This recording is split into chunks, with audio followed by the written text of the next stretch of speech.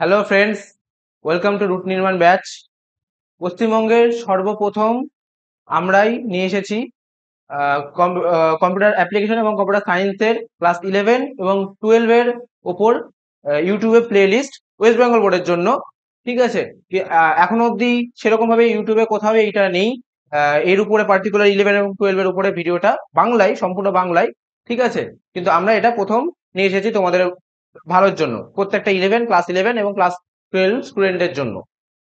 আপাতত আমি এখন স্টার্ট করবো ক্লাস 11 এর কন্টেন্ট গুলোকে। এখন তো অলরেডি ক্লাস 11 এর অ্যাপ্লিকেশন এবং সায়েন্সের সিলেবাস অলমোস্ট একই। ঠিক আছে, একটু চেঞ্জ আছে। তো আমি এখন ক্লাস 11-এরই কম্পিউটার অ্যাপ্লিকেশন এবং সায়েন্স একসাথে স্টার্ট করছি, এবং পরবর্তীকালে ক্লাস 12ও আমি স্টার্ট করতে থাকবো, বানাতে থাকবো। ওকে, চলো। তো আমরা আজকে স্টার্ট করব সেমিস্টার 2 এর টপিক। ঠিক আছে, কারণ রিসেন্টলি কিছু মাস আগেই সেমিস্টার 1 এর টপিক কমপ্লিট হয়ে গেছে, মানে পরীক্ষা হয়ে গেছে। তো আমরা এখন স্টার্ট করবো সেমিস্টার 2। সেমিস্টার 2 তে তোমাদের যেই কন্টেন্ট গুলো থাকবে সেগুলো থাকবে ডেটা স্ট্রাকচার, নেটওয়ার্কিং, আর থাকবে এথিক্স।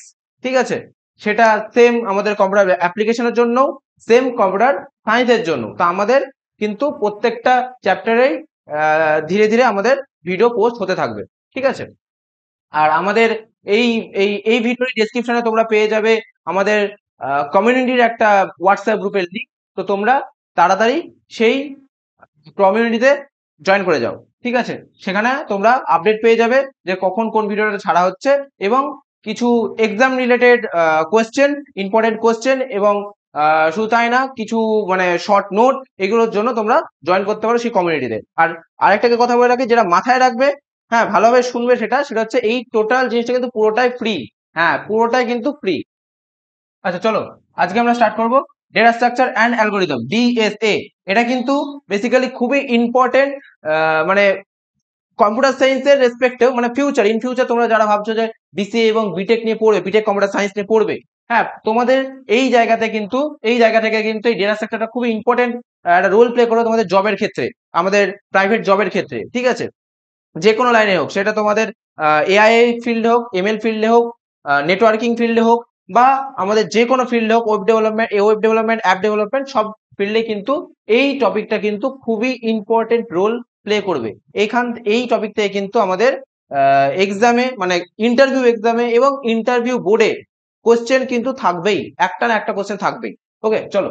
তো এই ডেটা স্ট্রাকচারকে বেসিক্যালি আমরা দুই ভাগে ভাগ করি। ঠিক আছে, ফার্স্ট ফেজে দুই ভাগে ভাগ করি। এবার তারপরে সেই ফেজগুলোকে আবার ডিফারেন্ট ডিফারেন্ট ওয়েতে ভেঙে আসে। ঠিক আছে, তো প্রথম যেটা ভাগ সেটা হচ্ছে linear data structure, first part linear.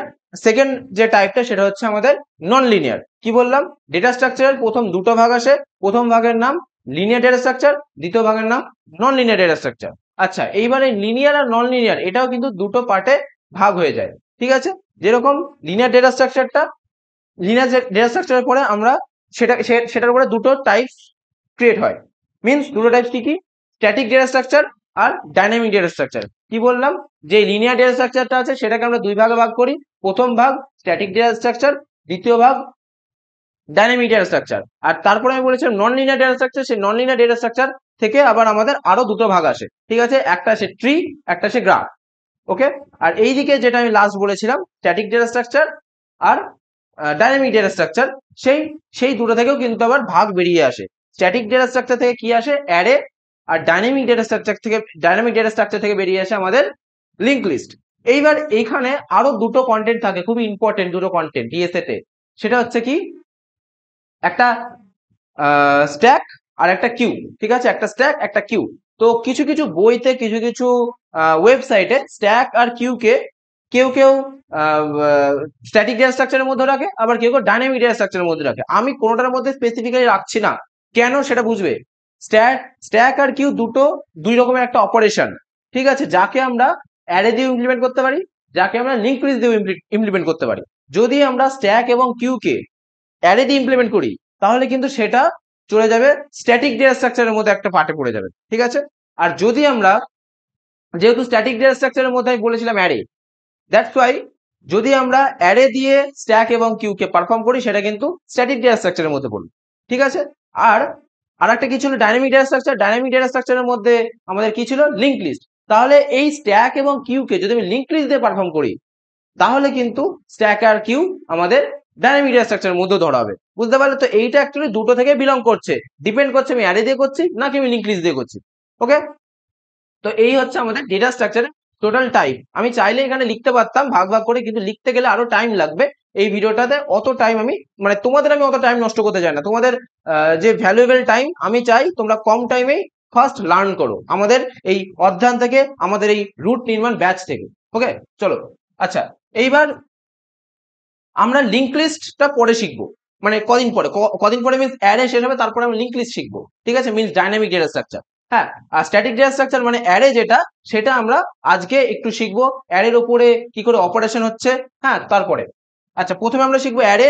Array complete হওয়ার পরে আমরা শিখবো link list. Link list complete হওয়ার পরে আমরা শিখবো স্ট্যাক, তারপরে কিউ। এইভাবে আমরা শেষ করব আমাদের ডে বাই ডে, এইভাবে আমরা কন্টেন্ট গুলো শেষ করবো। ওকে, চলো। তো অ্যারেটাকে দেখতে অনেকটা এরকম হয়, আশা করি তোমরা সেমিস্টার ওয়ানে পড়েছো। সেমিস্টার ওয়ানে তোমরা পড়েছো।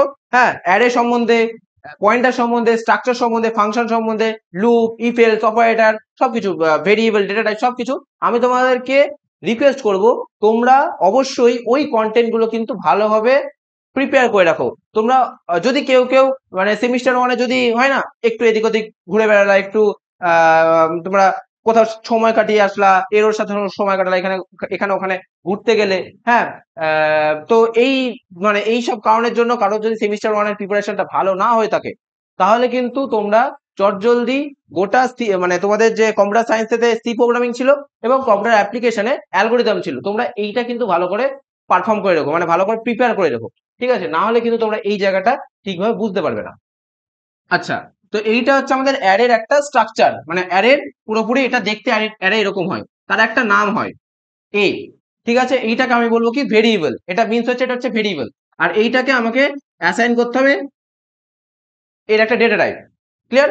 আমি যেহেতু এই ভেরিয়েবলটা ডেটা টাইপ ডিক্লেয়ার করেছি ইন্ট, তার মানে আমি এর মধ্যে স্টোর করতে পারবো 10, 20, 30, -10 অলসো, -100 অলসো। ঠিক আছে, মিন্স পূর্ণ সংখ্যা। ইন্টিজার মানে পূর্ণ সংখ্যা, আশা করি তোমরা এটা জানো। ফ্লোট মানে পয়েন্ট সংখ্যা, ডেসিমাল পয়েন্ট দশমিক সংখ্যা। আর ক্যার মানে character type, means a B C D. আর এখানে প্রোগ্রামিং এ আমাদের ক্যাপিটাল এবং স্মল এ কে আলাদাভাবে ট্রিট করা হয়। ঠিক আছে, আচ্ছা, তো ইন্ট লিখেছি বলে আমরা এই অ্যারের মধ্যে এই টাইপের ডেটাগুলো, ইন্ট টাইপের ডেটাগুলো স্টোর করতে পারবো। যদি ফ্লোট লিখতাম, এখানে ফ্লোট লিখলাম, এখানে ডেসিমাল পয়েন্ট স্টোর করতে পারতাম। যদি আমি ক্যার লিখতাম, আমি এই বক্সের মধ্যে A B C D, capital A small A, capital B small B, এগুলো আমি স্টোর করতে পারতাম। ওকে, আচ্ছা, আর এই এটা হচ্ছে এটা এই ভেরিয়েবলটার নাম। ভেরিয়েবল মিন্স এই অ্যারে টাইপ ভেরিয়েবলটার নাম। এইবার এই এ কে আমি যখন যখন ডাকবো তখন তখন এই গোটা অ্যারেটা উঠে আসবে। ঠিক আছে, আচ্ছা, এইবার আমাদের বুঝতে হবে, আমি দেখো আমি তোমাদেরকে অ্যারে নিয়ে কিন্তু সেরকম কিছু বলছি না, কারণ অ্যারে এর যেটা বেসিক কনসেপ্ট সেটা কিন্তু সেমিস্টার ওয়ানেই পড়ানো হয়েছে তোমাদেরকে। সো আমি বারবার বলবো তোমাদেরকে সেমিস্টার ওয়ানে যেটুকু অ্যারে ছিল সেইটুকু অ্যারে তোমরা প্লিজ কভার করে এসো। ঠিক আছে, কারণ আমি যদি এখন অ্যারে কভার করতে বসি তাহলে কিন্তু এই ভিডিওটা অনেক বড় হয়ে যাবে, প্লেলিস্টটা অনেক বড় হয়ে যাবে। কারণ বেসিক্যালি স্পেসিফিক অ্যারে সেটা কিন্তু আমাদের ডেটা স্ট্রাকচারে নেই। আমাদের ডেটা স্ট্রাকচারের মধ্যে আছে কি অ্যারে দিয়ে অপারেশন। ওকে, এবার অ্যারে দিয়ে কি কি অপারেশন হবে সেটা আমি তোমাদের বলি, ভালোভাবে শুনবে। অ্যারে দিয়ে বেসিক্যালি মেন যেটা অপারেশন সেটা হচ্ছে ইনসারশন আর ডিলিশন। অ্যারের যেটা মেন দুটো অপারেশন সেটা হচ্ছে ইনসারশন আর ডিলিশন। ঠিক আছে, এবার ইনসারশন ডিলিশনটা কিভাবে হবে, সাপোজ ধরো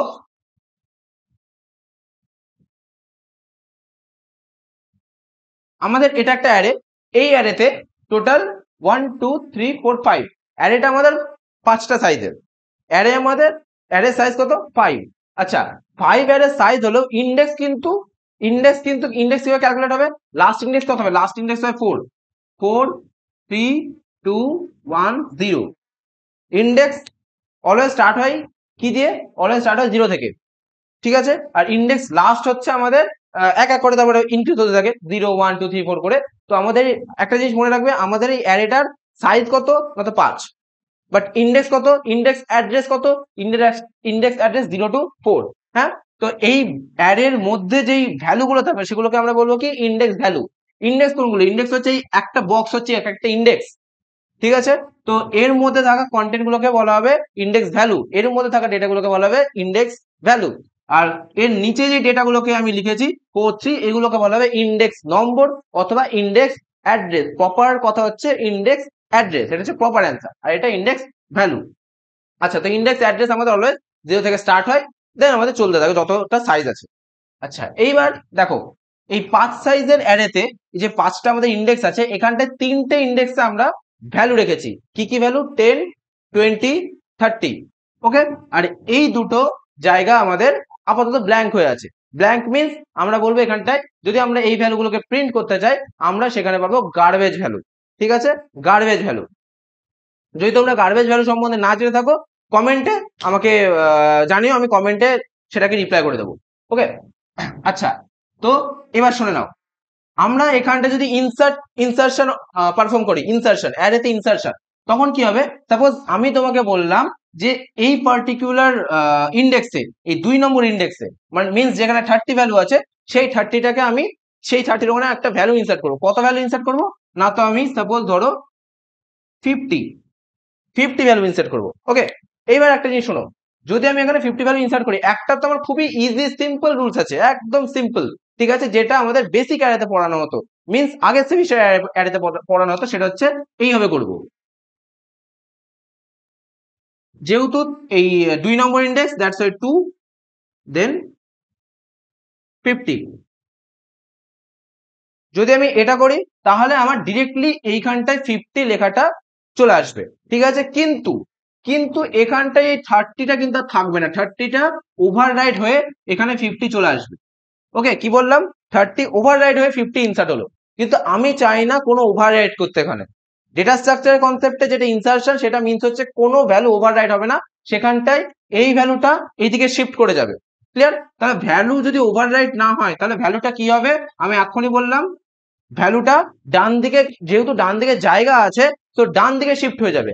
দ্যাট মিন্স এই যে 50টাকে আমি যখন এই 2 নম্বর পজিশনে ঢোকাবো, এই 30টা কি হয়ে যাবে? 30টা আমার রাইট সাইডে শিফট হয়ে যাবে। ওকে, রাইট সাইডে শিফট হয়ে গেল 30, দেন আমার এখানে 50টা ইনসার্ট হয়ে গেল। ওকে, আচ্ছা, এবার ধরে নাও আমি আবার এই 2 নম্বর ইন্ডেক্সে এবার আমি 100 ভ্যালুটাকে ঢোকাবো। 100, 2 নম্বর ইন্ডেক্সে আমি 100 ভ্যালুকে ঢোকাবো। তাহলে এবার কি হবে? আবার সেম 2 নম্বর ইন্ডেক্সে 100 ঢোকাতে গেলে 2 নম্বর ইন্ডেক্সে আছে এখন আছে 50, তো এই 50টা ইনসার্ট হয়ে যাবে তার পাশে। তাহলে আচ্ছা, 50টা তার পাশে ইনসার্ট হয়ে গেল, 30 কোথায় যাবে? 30 তো ডিলিট হয়ে যাবে। তাহলে আমরা কি করব? আগে আমরা 30 কে এখানে দেব। খুব ভালোভাবে শুনবে এই জায়গাটা। আগে আমরা 30 কে এখানে দিলাম, কারণ 30 এর পাশে জায়গা ছিল। তাই 30 কে যখন এখানে পাঠিয়ে দিলাম, তখন এইবার আমি 50 কে এই 30 জায়গাতে ইনসার্ট করলাম। এইবার দেখো, এইবার এখানে আমি 50 জায়গাতে আমি 100 কে ইনসার্ট করলাম। ওকে, তো ইনসার্ট করার সময় আমাদের মাস্ট এইদিকে কিন্তু ব্ল্যাঙ্ক স্পেস থাকতে হবে, ব্ল্যাঙ্ক ইন্ডেক্স থাকতে হবে। হ্যাঁ, হতে পারে সেটা অনেক ইন্ডেক্স থাকুক, তাতে কোনো সমস্যা নেই, কিন্তু ব্ল্যাঙ্ক ইন্ডেক্স থাকাটা খুবই দরকার, খুবই মাস্ট। তো আমি এখানে আরো একটা ইন্ডেক্স ধরে নিচ্ছি, আমি আরো একটা অপারেশন পারফর্ম করছি। দেখো, আশা করি তোমরা এবার বুঝে যাবে এই অপারেশনটার পরে। এবার আমি সাপোজ এই 1 নম্বর ইন্ডেক্সে ঢোকাবো, ধরে নাও 200। 1 নম্বর ইন্ডেক্সে এখন আছে 20, আমি ঢোকাবো 200।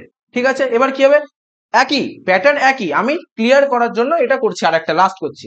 ঠিক আছে, তো এই 30টা দেখো, 200 যখন আমি 1 নম্বর ইন্ডেক্সে ঢোকাতে যাব, আমি আগেই 20টাকে এখানে পাঠাবো না, কারণ 20 কে যদি আমি আগে এখানে পাঠিয়ে দিই, তাহলে কিন্তু এই 100 আমার ওভাররাইড হয়ে যাবে, 100 আমার ডিলিটটা, 100টা আমার ডিলিট হয়ে যাবে, 100 ভ্যালুটা। ওকে, সো আমি কিন্তু আগে 20টাকে 100-এ ঢোকাতে পারবো না।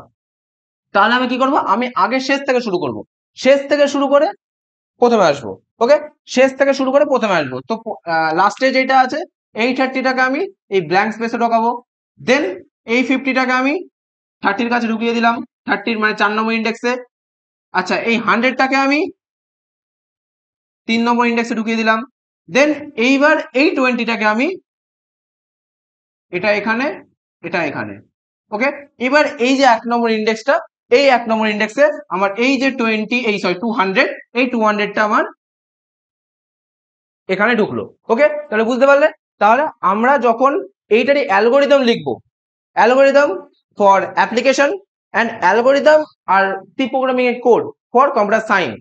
ওকে, তো কম্পিউটার সায়েন্সের আমি এটা বলে দিই তোমাদের, কম্পিউটার তোমাদের মানে সেমিস্টার 2 এর সিলেবাসটা কম্পিউটার সায়েন্সদেরকে কিন্তু অ্যালগরিদম এবং সি প্রোগ্রামিং এর কোড দুটোই পড়তে হবে, দুটো থেকে কিন্তু তোমাদের কোশ্চেন আসবে। ওকে, আর কম্পিউটার অ্যাপ্লিকেশনের স্টুডেন্টদের বলি তোমাদেরকে কিন্তু সি প্রোগ্রামিং পড়তে হবে না, তোমাদের কিন্তু কোশ্চেনটা অ্যালগরিদমের উপরে আসবে। মিন্স তোমাদেরকে এটাই বলবে, এটার যেটা কোশ্চেন সেটা বলবে অ্যারের ইনসার্শনের অ্যালগরিদমটা লেখো, ঠিক আছে? তাহলে তোমাদেরকে অ্যালগরিদম লিখতে হবে, কিন্তু এটা কিন্তু কোনটা অ্যালগরিদম না, এটা থিওরি পার্ট। এটা তোমাদের আজকে পড়ালাম থিওরি পার্ট, এরই অ্যালগরিদম হবে, ঠিক আছে? এবার সেই অ্যালগরিদমটা আমরা অবশ্যই দেখবো। সেই অ্যালগরিদমটা আমরা আজকে দেখবো না, আজকে আমাদের ফার্স্ট ক্লাস ছিল, তো আমরা আজকে একটু কমের উপর দিয়ে গেলাম, ঠিক আছে? এবার নেক্সট ভিডিওতে আমরা দেখবো কি দেখবো না, তো এই যেটা শিখলাম যে থিওরিটা, এই থিওরিরই আমাদের অ্যালগরিদম পার্ট। এবার একটা জিনিস আমি তোমাদেরকে বলে দিই যে অ্যালগরিদমটা করার সময় দুটো জিনিস মাথায় রাখতে হবে, দুটো জিনিস, ঠিক আছে? দুটো জিনিস মাথায় রাখতে হবে কি না, তো এইটা অপারেশনটা পারফর্ম করার জন্য আমাদের একটা লুপ লাগবে, তো সেই লুপটা কোথায় থেকে স্টার্ট হচ্ছে আর কোথায় গিয়ে এন্ড হচ্ছে সেটা তোমাদেরকে মাথায় রাখতে হবে।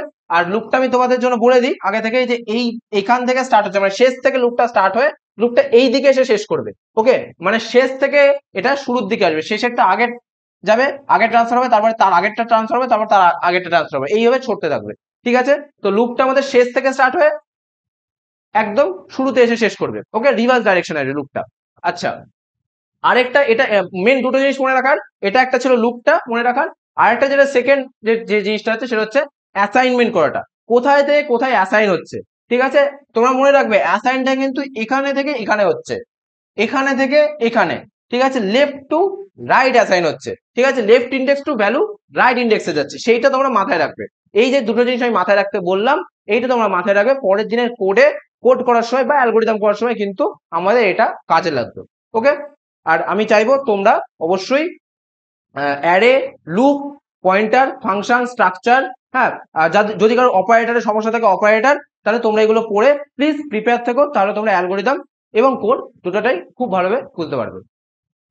তাহলে এখানে আমরা শেষ করছি বন্ধুরা, ঠিক আছে? আবার দেখা হবে তোমাদের সাথে নেক্সট ভিডিওতে।